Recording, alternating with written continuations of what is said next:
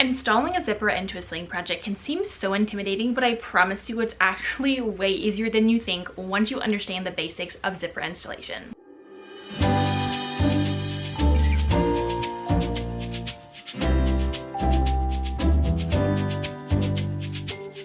Hello everyone, welcome back to my channel and welcome back to a brand new episode in the Classroom series, a series created to teach you everything you need to know about sewing. Today we're going to be diving into another important skill when it comes to sewing, especially when it comes to creating your own clothes, and that is how in the world do you sew and install a zipper. I 100% get that zippers can seem so intimidating and overwhelming. I remember when I was first learning how to sew and just didn't even know how to put a zipper into a project, but I can promise you that once you understand the basics of how to install the most basic and most common zipper, it's actually incredibly easy, and I'm going to show you start to finish in today's video. Now, before we dive into this, I do want to clarify that there actually are different types of zippers and different types of installation methods given your project or how you want the zipper to actually look. In today's video, we are going to be learning how to install what I like to call a concealed zipper. This is going to be the zipper that you would put in the backs of dresses, in the backs of skirts, or potentially in certain types of bags. This concealed zipper is the most common type of zipper installation that I'm using in about 90% of my projects. So I can attest to the fact that it is quick and easy and is not going to stress you out, hopefully, once you understand the basics. Now, if you're wondering for comparison how the concealed zipper differs from other kinds of zippers and zipper installations, this is what the concealed zipper looks like. And like I said, it's going to be the most common zipper you probably use. The second most common would be an invisible zipper. And this is what the invisible zipper looks like. The zipper itself is actually manufactured in a completely different way so that when installed, the zipper essentially appears invisible. Now, the third type of zipper installation that you might come across in construction clothes is going to be a lapped zipper, and it looks like this. This would be the kind of zipper that would be used in a lot of different types of pants. Now, without further ado, let's learn how to sew a concealed zipper. To demonstrate how to sew a concealed zipper, I'm going to be using these two strips of fabric for my sample. Obviously, in your actual sewing project, you're probably going to be sewing this into a back of a dress, a back of a skirt, or something of the like.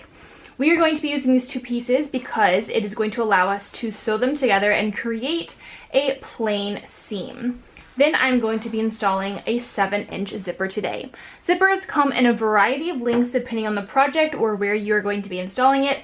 So for today's sample, we are just going to be working with a shorter zipper. Since we are working with a 7-inch zipper and a 10-inch long piece of fabric, we know that we are only going to be sewing up the bottom of our fabric to about here, which it comes out to be about 2 inches. So 2 inches from the bottom, I'm going to sew a little bit of a plain seam. Then I'm actually going to switch to a basting stitch and stitch the rest of the pieces together. The basting stitch is going to allow us to install our zipper and then easily seam rip out the seam. Using my 5/8 inch seam allowance, I created my plain stitch at the very bottom of this sample. And as you can see, this portion up here is open. This is the area that our zipper is going to be installed into. Now, after I have my regular plain seam, I'm going to sew the opening where the zipper is going to be installed closed. But doing so, I'm going to use a basting stitch. And I will show you how I'm going to switch to a basting stitch on my sewing machine to close this opening. The basting stitch on a sewing machine is going to be the longest stitch length. Typically, a sewing machine is set to 2.2 or 2.3, but we need to raise this number to the highest that it will go. On my sewing machine, that's 5.0, so I'm going to raise this to 5.0 to create a basting stitch. Now that I've switched to a basting stitch, I'm going to sew the rest of my fabric together in the area that I'm going to be installing my zipper. The basting stitch only needs to be used in the same area that you are going to be installing your zipper. Everywhere else can be a regular seam. It's also not necessary to back stitch for your basting stitch. Now that we have sewn our basting stitch, we are going to press our seam open at our iron. Anytime we sew a regular seam, we are always going to want to press it open, and pressing this open is also going to allow us to lay our zipper onto that seam allowance. All right, now all of our seam allowance is nice and pressed, and this is going to allow us to place our zipper with the teeth and pull side face down onto the seam allowance, matching up this top and this is how we are going to install it and sew it. The way that we do that is we are going to actually flip this over, and the zipper is going to go behind. Now here's how we are going to do that. With our zipper placed teeth side down, we want to make sure that the teeth of the zipper are really centered on this seam. We are going to just pin the bottom and the top to kind of keep our zipper from shifting as we place pins on the right side of the fabric. Then we are going to flip our fabric over. From here, we are going to put pins down the left side of our zipper and up the right side. I like to place my pins facing upward on my left side and then facing down on my right. That way I essentially can sew down, across, and up, creating a U shape. Now, as I'm putting my pins into my fabric, I'm also wanting to feel that this center seam on my fabric is going to be placed on top of the teeth of my zipper. So by just using my fingers and feeling where the teeth of my zipper are, I'm going to make sure that it is aligned so that I can put my pins in. Just like this. And we're going to continue this all the way down, feeling for where our zipper is at, and then placing a pin in our fabric.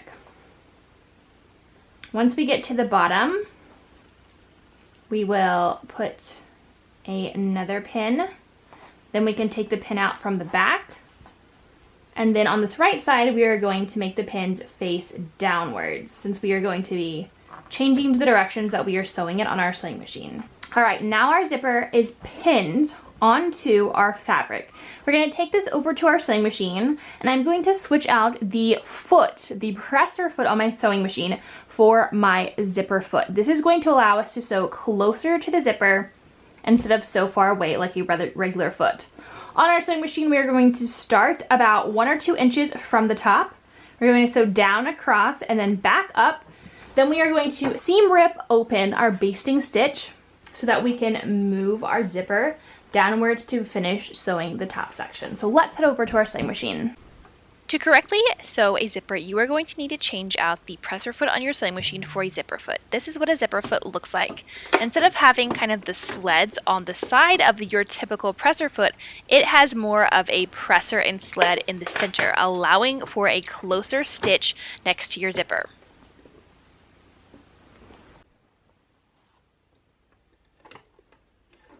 Once your zipper foot is attached, it's ready to start sewing.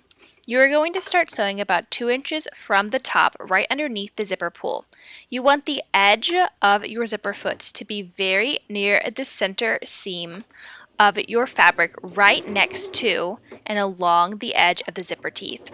That center kind of foot presser of your zipper foot needs to run next to your zipper teeth the entire way. You don't want it to sew over your zipper teeth.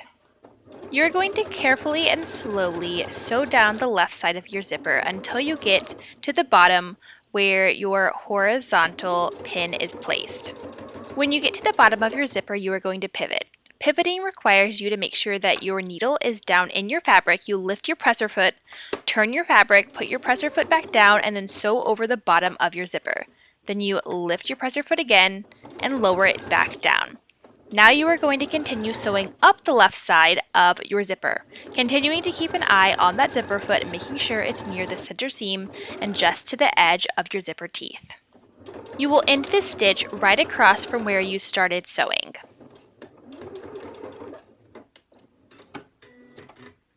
Alright, so I've done my first step of sewing. As you can see, I started attaching and sewing my zipper about 1 inch to 1.5 inches down from the top. The reason for that is that it is very hard to sew around the actual zipper pull, so I will usually start further down, and then once I seam rip my basting stitch open, I can move my zipper pull down and then finish sewing the rest of the sides of the zipper. So now from here, I'm going to take my seam ripper and I'm going to seam rip open that basting stitch. That's the whole reason that we put in the basting stitch, is that it allows us to more easily take it out. You can very well try to install a concealed zipper without doing the basting stitch, but every time I have done that, it always ends up wonky and very crooked. So using my seam ripper, I'm just going to go in And I'm going to gently rip out that basting stitch without ripping any of my fabric. Hopefully that's always the goal, and with the basting stitch it definitely makes it a whole lot easier to rip that out. I also like to put my seam ripper into my fabric with kind of the safety ball on the underside so that the pointy side doesn't rip through my fabric. That is something that I learned recently and has been super helpful. We're just going to push this all the way through, all the way till we get up to the very tip top.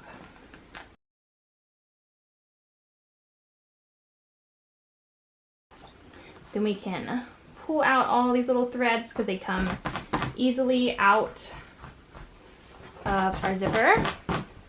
Now that allows us to pull our zipper down so that we can put a pin up here at the top to finish sewing this left side and sew this right side. So that's what we're going to do now at the sewing machine. Going back over to my sewing machine, I am now going to finish attaching my zipper now that I've been able to move my zipper pull. I start at the top of my fabric and simply sew straight down all the way to match up and end where I originally started. Do a smidge of a little back stitch and then take it out. We are going to repeat that for the other side, except on this side we are going to start where we ended, do a little bit of a back stitch, and then sew all the way to the end and the edge of that fabric, back stitching it, and then completing our zipper. All right, and now our zipper is installed. We can test it. It zips open, it zips close, and aside from the zipper pull, you really cannot see the zipper teeth all that much. Now up here, there's a little bit of an opening, so if this was a garment, you could just put a hook and eye if you wanted.